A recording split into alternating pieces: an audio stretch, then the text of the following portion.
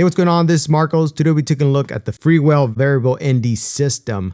What's really cool about this, what makes it different, is that it's all magnetic. You can see there, right now it has the one stop, and I can pop this out. This is the base ND. It's just one stop, and you align it, magnetic, boom.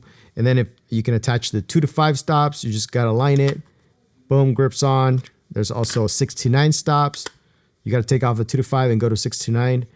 And before we get started, I just want to put out a disclaimer that this product was sent to me for review. So in this package, I got the 82 millimeter system. They didn't have the 95. I wanted the 95, but it wasn't available yet. I think it will be available.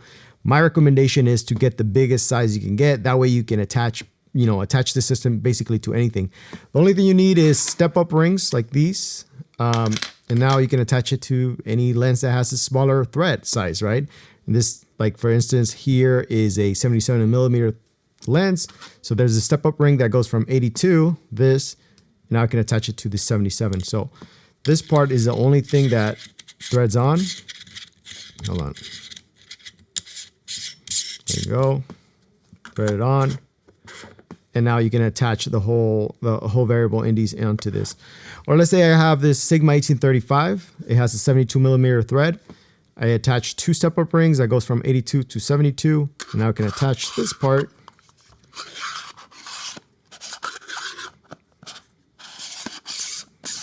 There it is. So this is the only part that, this is the only part that you need to worry about with the threads. Once you have it on, you're ready to go. And the first thing I'll do is attach this 2 to 5 stops. Boom, it has a hard stop. That's awesome. That's a huge problem I've experienced with other variable NDs like this Tiffin, is that it doesn't have hard stops. It just goes round and around, so you never know where you're at. It also doesn't have numbers or the number of stops, so that's another great thing about this. Another problem that, what's good about this is that it comes with an included lens cap, magnetic. You can't do that with the Tiffin or other variable NDs that I have. You basically, in order to cover up the camera, the lens on the camera, you have to remove the variable ND or the ND filter and then put on the lens cap. But with this, just hold on. You can just hold on to it. Another great thing is that the magnetic is super strong, so I never feared when I was shooting with this that it was going to fall off or somehow I was going to tap it and it was going to fall. It's pretty well in there, It's nice and grips quite nicely, so I was never afraid of it falling off. Another thing that you get in the box, actually, before I get to the glow mist, that's something that's also pretty awesome, is this pouch.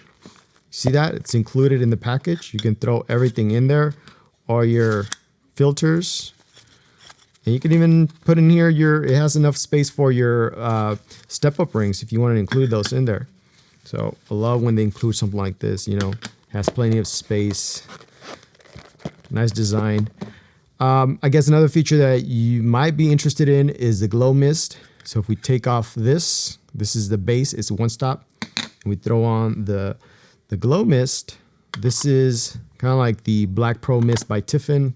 I bought those too.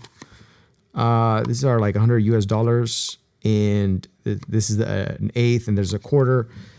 Not sure what this is, but it does add a nice glow to your image. It's like a faded look, vintagey, blooms the highlights quite nicely, and then you can throw on the 2 to 5 or the 6 to 9 stops on top of this. You see, this is the 2 to 5. It goes on top of it, and very easy, right? Very easy to work with. It's all magnetic. I love that. And let's say you don't want to have any ND in front, just take it off. Take both the bases off, and boom, just your lens cap. You're ready to go. You can leave this on your camera. Okay.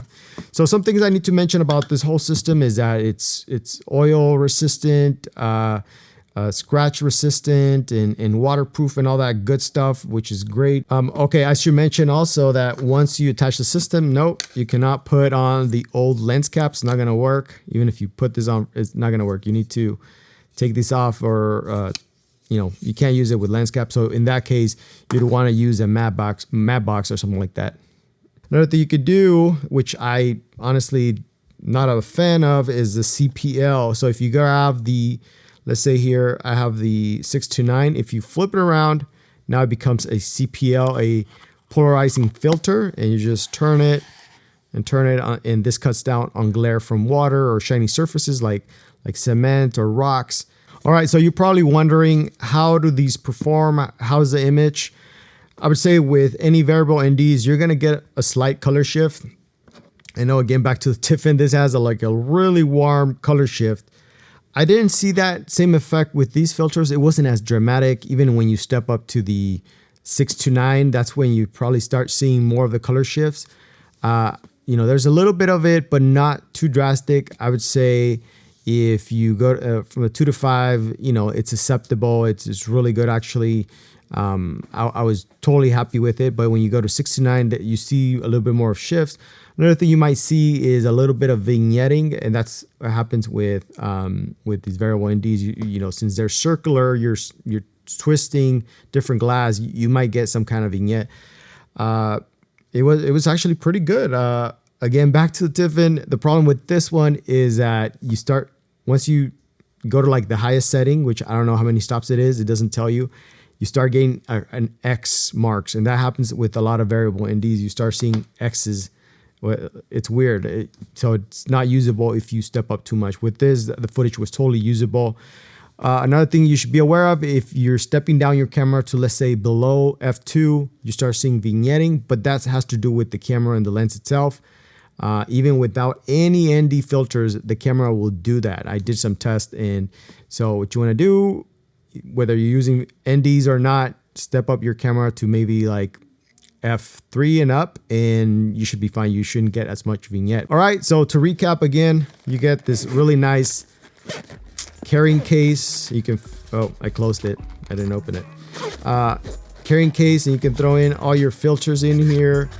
Boom. You can separate them even individually, or you can stack them together like that. You can even throw in your step-up rings, throw them in there. It all fits in there quite nicely.